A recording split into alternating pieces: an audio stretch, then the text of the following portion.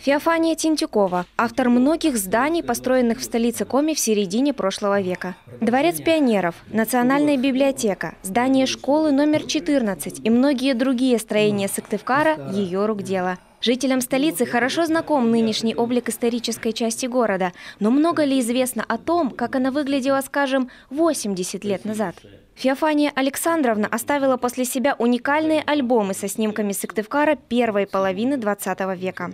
Альбомы показывают, как развивался Сыктывкар, достаточно неизвестные для нас, современников годы, 30-е, 40-е, 50-е годы, как из деревянного Сыктывкара город превращался в современную столицу Северного края.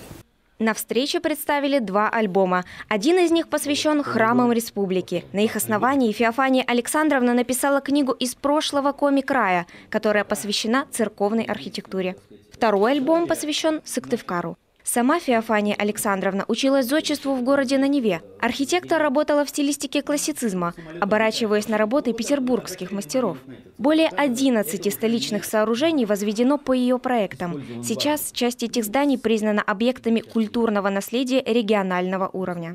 50-е советского здания по улице Советская, 22 еще существовало, вероятно, в проекте, а уже к 1953 году, к началу 1954 года оно стояло. Потому что один снимок 50-го года, другой снимок 1954 года. На каждой странице по две фотографии – до и после перестройки. Вот, к примеру, площадь перед зданием правительства по улице Карла Маркса на снимках 47-го и 53-го годов. Здесь отчетливо видно, как всего за несколько лет деревянные постройки сменились каменными сооружениями. А вот и фотокарточки центрального входа в Кировский парк, который сегодня и вовсе не узнать. Кадры сделали в 1946 и 1953 годах.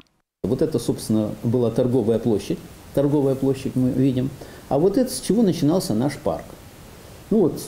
Понятно, что улица заканчивается храмами, нынешняя улица Орджоникидзе, Покровская, бывшая, и вот городской сад Сычев.